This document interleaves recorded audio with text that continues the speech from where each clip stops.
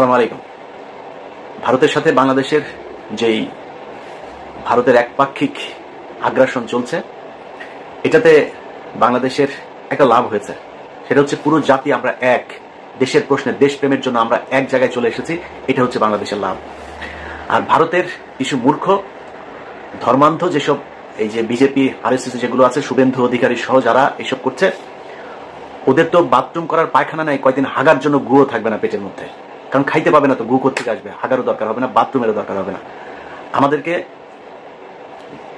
Threat করা হচ্ছে, treatment দিবে না, ওদের হোটেলে আমাদেরকে থাকতে দিবে না। আলহামদুলিল্লাহ, আমি খুব খুশি হয়েছে যে বাংলাদেশের মানুষ ওই দেশে ঘুরতে যাবে না। পাকিস্তানে ঘুরতে যাব, অনেক সুন্দর সুন্দর জায়গা আছে পাকিস্তানে, পোর্ট এন্ট্রি ভিসা নিয়ে যাবেন, এখানে কোনো ভিসা টিসা লাগবে না, ঢুকে যাবেন, ঘুরে টুরে চলে যাবেন, পাকিস্তানের ভাইয়েরা আপনাদেরকে আদর আপ্যায়ন করবে। সো পাকিস্তান যাবেন।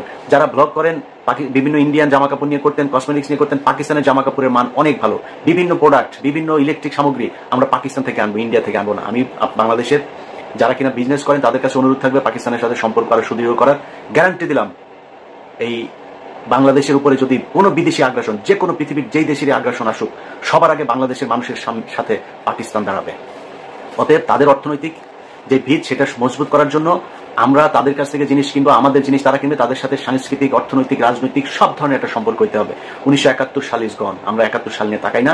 71 সালের মতো বাংলাদেশ পাকিস্তান জীবনে কোনোদিন আলাদা হবে না। এটা একসাথ করার সময় ব্রিটিশদের চাল ছিল, একটার ওই মাথায় একটার এই মাথায়। সো এটা এমনিতেই আলটিমেটলি থাকতো না।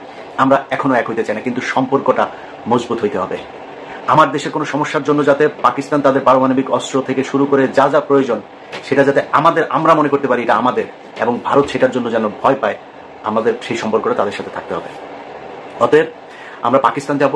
যারা চিকিৎসক, আপনাদের কাছে অনুরোধ, আমাদের এখন সবচেয়ে বড় সমস্যা যেটা আমরা মনে করছি, যে না পারতে অনেক মানুষকে ভারতে যেতে হয়।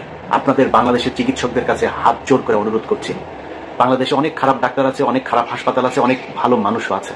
অতএব ভালো মানুষ ডাক্তার যারা আছেন, ভালো মানুষ বিজনেসম্যান যারা আছেন, আপনাদের কাছে অনুরোধ, গাজীপুর, নারায়ণগঞ্জ, সাভার, অন্তত এইসব জায়গাগুলোতেও, বিভাগীয় শহর, এই জায়গাগুলোতে যদি বড় বড় কিছু ভালো ভালো হসপিটাল করেন, যেটার এই ডাকাতি করবে না, রিপোর্ট করার নামে, টেস্ট করার নামে মানুষের গলা কাটবে না, এরকম অন্তত সারা বাংলাদেশে 10 জন মানুষকে আপনারা নাই, 10 জন মানুষ 10টা জায়গায়, বিভাগীয় শহরগুলো সহ, ঢাকার এই শহরতলি জায়গাগুলোতে কয়েকটা হাসপাতাল করেন। আমার বিশ্বাস বাংলাদেশের মানুষ এখানে যদি ভালো ট্রিটমেন্ট পায়, তাহলে বিদেশে যাবেন। আপনাদের কাছে অনুরোধ, ডাক্তারদেরকে এগিয়ে আসতে হবে। সো আপনারা এটার ব্যবস্থা নেন।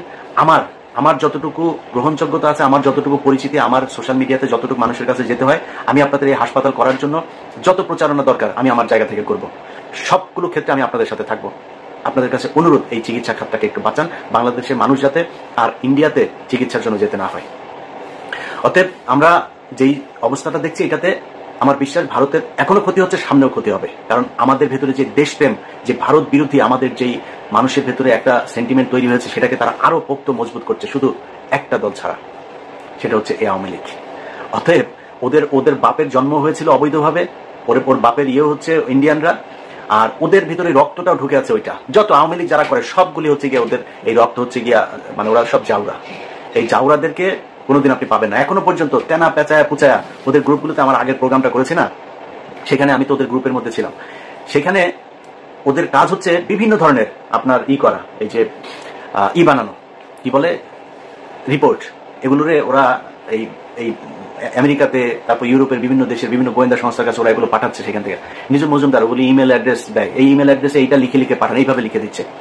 তো লিখে তারপরে কি দিচ্ছে, যে বাংলাদেশে হিন্দুদেরকে অনেক, আজকে 30 জনকে ধর্ষণ করেছে, কালকে 40 জনের বাড়িঘর ভাঙচুর করেছে, আজকে অমুক জনের ছবি দেয়, হিন্দু একজনের ছবি দেয়, ধুতি টুতি পরা, এদেরকে এইভাবে আজকে ইন্ডিয়া পার হয়ে যেতে করছে। তো অন্যান্য দেশের গোয়েন্দা সংস্থা তারা তো আর মানে কচু খায় না, তাই না? তারা তো জানে, তারা তো তথ্য নিবে, তারা তদন্ত করবে, করে দেখবে না এগুলো কি হচ্ছে, এগুলো করছে। আমি বাংলাদেশের হিন্দুদের কাছে অনুরোধ করব, হিন্দুরা আসলে, আপনাদেরকে কোনো কিছু চাপ দিয়ে বলানো হচ্ছে না, আসলে আপনারা হিন্দুরা কেমন আছেন? আপনাদের উপরে আমাদের মুসলমানদের ধর্মীয় কারণে আসলে কি আপনাদেরকে টর্চার করা হয়? আমি ইলিয়াস বললাম, যদি করা হয় প্লিজ আমাকে বলবেন, আমি আপনাকে লাইভে নিয়ে আসবো। সারা বাংলাদেশের মুসলমানদের কাছে বিচার চাইবে, একজন হিন্দুকে কেন এভাবে টর্চার করা হয়। ইসলাম যদি কেউ প্রতিষ্ঠা করতেও চায়, জোর করে আপনারা প্রতিষ্ঠা করা না, ইসলামের সৌন্দর্য দিয়ে আপনাকে আকৃষ্ট করা হবে। সো আপনার যদি মনে হয় যে আপনাকে মুসলমানরা টর্চার করে, আপনি আমাদের বলেন, আমরা আপনার পাশে দাঁড়াবো। আমি কথা দিচ্ছি, অনেক মানুষ হয়তো মনে করেন আমি খুব হিন্দু বিদ্বেষ, আর ভাই আপনার বিদ্বেষ দিয়ে আমি কি করবো? বাংলা পৃথিবীর মধ্যে 180 কোটি 200 কোটি মুসলমান, এত মুসলমান দরকার নাই তো ভাই। বহুত মুসলমান আছে, মুসলমানরাই ইসলাম পালন করেন। আপনি হিন্দু কোন ধর্ম পালন করলে আমার সমস্যা আছে না, আপনি আপনার ধর্ম করেন ভাই, আমি আমার ধর্ম করব। আমি আমার ধর্মের সৌন্দর্যটা আপনার সাথে যদি ওইরকম সম্পর্ক হয়, আমি বলবো যে ভাই আমার ধর্মটা এই, আপনার ভালো লাগলে আপনি ডিসিশন নিয়ে নেবেন আপনি কোন ধর্ম পালন করবেন। সো আপনাদেরকে জোর করে কেউ ধর্ম পালন করাইতে যাবে না, এবং ধর্মের কারণে বাংলাদেশে কোনোদিন কোনো হিন্দুর উপরই করে না। যদি সত্যবাদী হয়ে থাকেন তাহলে স্বীকার করবেন এই বাংলাদেশে সবচাইতে বেশি নির্যাতন হিন্দুদের উপর করেছে আওয়ামী লীগ।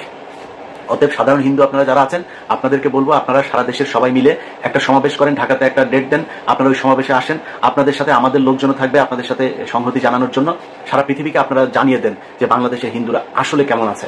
তারা ভারতের বিভিন্ন গণমাধ্যম দিয়ে সবচাইতে স্পর্শকাতর একটা খবর, আমি সেটা করতে পারি নাই, সত্যতা যাচাই করতে পারি নাই, তাদের ওইখানে লেখালেখি হচ্ছে ডেইলি স্টারকে, ডেইলি স্টার যেহেতু ইংলিশ পত্রিকা, ওদের ওইখানে কিছু পত্রিকা নাকি তারা ছাপছে, যেটা তাদের ছাপাখানায় এটা করা হচ্ছে, যেটা বাংলাদেশে যে কপিটা যাচ্ছে ওই কপিটা না, আলাদাভাবে তারা 100 করে কপি ছাপছে, যেই কপিগুলো পৃথিবীর বিভিন্ন জায়গায় দিচ্ছে।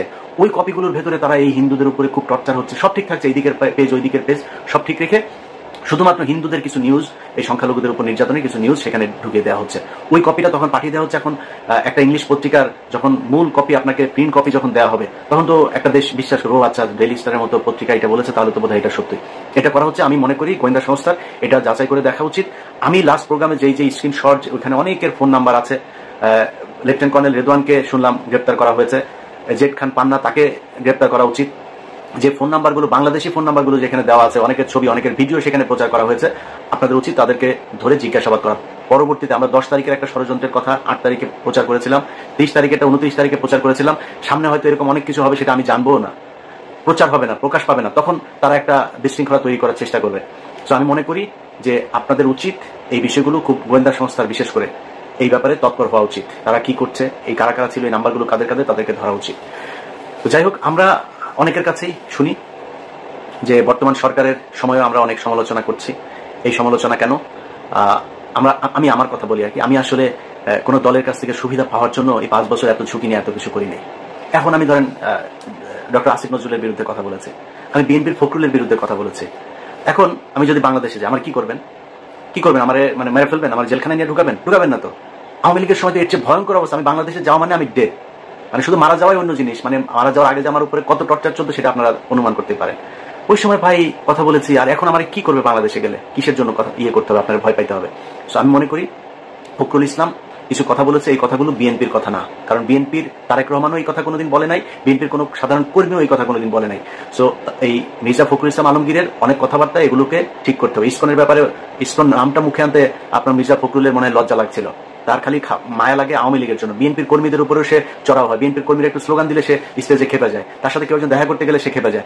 সো মির্জা ফখরুল ইসলামের প্রীতি হচ্ছে আওয়ামী লীগের সাথে, বিএনপির সাথে বা বাংলাদেশের জাতীয়তাবাদী শক্তি যা তাদের সাথে না। অতএব তাদের ব্যাপারে আমাদের সমালোচনা থাকবে। এই সমালোচনা কেন? একদম স্পষ্ট পরিষ্কার, কেউ যদি প্রথম আলোকে বাঁচাইতে আসে, কেউ যদি ইসকনকে বাঁচাইতে আসে, কেউ যদি আওয়ামী লীগকে বাঁচাইতে আসে, সেটা করতে দেওয়া হবে না। অনেকে মনে করতে পারেন যে ভাই বিএনপির সমস্যা না হলে আমার সমস্যা কি? আমার ব্যক্তিগত সমস্যাও আছে। এই বাংলাদেশে যদি নাকি আওয়ামী লীগ আবার ফিরে আসে, তাহলে মির্জা ফখরুল ইসলামের আগে আমার বাড়িতে ভাঙচুর করতে যায়, আমার পরিবারের মানুষের উপরে নির্যাতন হবে, এটা আমার মাথায় আছে। সো আমার সমস্যাটা মির্জা ফখরুলের চাইতেও বড় সমস্যা। মির্জা ফখরুলের মতো এরকম নাম ধরে বিএনপির বলতে পারি যারা আওয়ামী লীগের কাছ থেকে এই সরকারের 15 বছর টানা টাকা নিয়েছে। অনেক নেতা আছে যারা মুখ পুষা ফেলে এখন, যে বিদেশে বৈশা আমরা বলে কি বলে ব্লগার, আমরা হচ্ছে গিয়ে আপনার খায়া দেয়া কাজ নাই, আমরা নাকি করি। তাদের ব্যবসাপাতি সবকিছু ঠিক ছিল, এইসব ব্যবসাপাতি কিছু হয়নি, তাদের ব্যাংক ছিল, ব্যাংকও কিছু হয়নি। তো এত পুষা ফেলেন না ভাই, আপনাদের বিরুদ্ধে আমরা কথা বলি নাই, বলতেও চাই নাই। আপনারা বিএনপি করতেন, এইটুকুই যথেষ্ট। বাংলাদেশে যে অবস্থা ছিল, আপনাদের ডেডিকেশন আছে।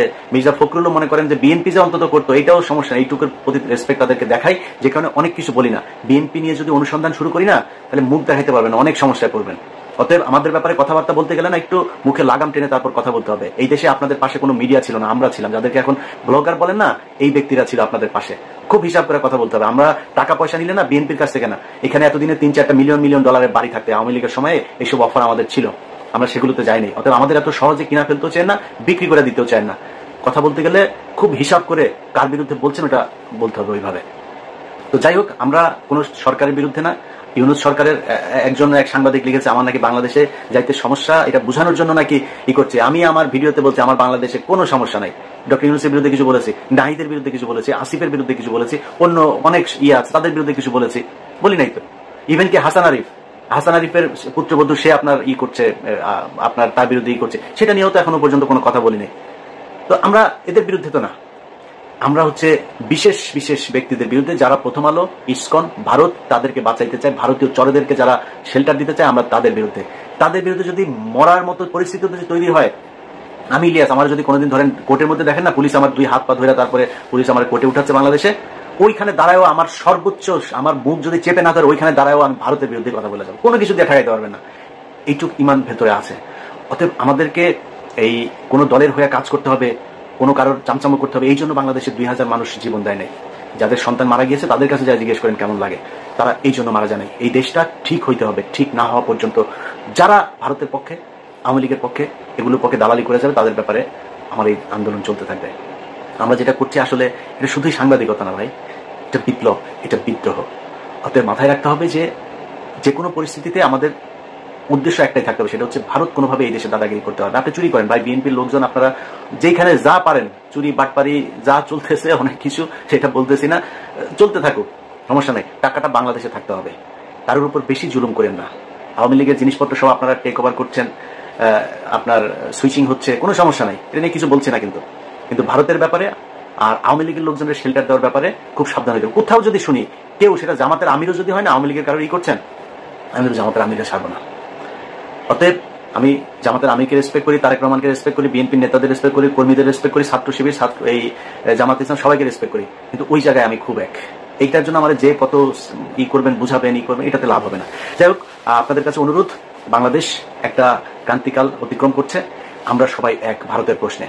এই যে সরকার আছে বর্তমান, এই সরকারের সাথে যত দিক থেকে তাদের ব্যাপারে যত সহযোগিতা প্রয়োজন আমাদেরকে বলবেন, আমরা সব দিক থেকে আপনাদের পাশে আছি। বাংলাদেশের মানুষ আপনাদের পাশে আছে, বাংলাদেশ সেনাবাহিনী আপনাদের সাথে, বাংলাদেশের মানুষ আছে। যদি যুদ্ধ বাদে আপনাদের গোয়েন্দা তেমন তথ্য যদি থাকে, ভারত আমাদের উপর আক্রমণ করবে, আগেও বলেছি, আপনারা বাংলাদেশের জনগণকে ট্রেন আপ করেন, অস্ত্রের জন্য যেটা প্রয়োজন, যেখান থেকে অস্ত্র আনার প্রয়োজন হয় সেটার জন্য দ্রুত তড়িৎ ব্যবস্থা নেন। আমরা ভারতের বিরুদ্ধে বাংলাদেশের মানুষ যুদ্ধ করার জন্য প্রস্তুত। এবং অনেকে বলতে পারেন যে ভাই আপনি তো আমেরিকা বসে আছেন, কথা দিলাম এই ভিডিওর সামনে বসে আবারও কথা দিলাম, যেদিন ভারতের সাথে যুদ্ধ বাঁধবে, যদি নাকি পরের দিন আমি ইলিয়াস বাংলাদেশে ফ্লাই না করি, জীবনে কোনোদিন আপনাদের সাথে মুখ দেখাবো না। এই যুদ্ধে প্রত্যক্ষভাবে অংশ নিয়ে শহীদ হইতে চাই, এটা স্বপ্ন। ইনশাল্লাহ বাংলাদেশের মানুষ যেভাবে এক আছেন, সব ক্ষেত্রে আমরা আশা করি যে আপনারা এক থাকবেন। ভারতের ব্যাপারে আমরা এক হয়ে তারপরে তাদের বিরুদ্ধে লড়বো। সবাই ভালো থাকবেন।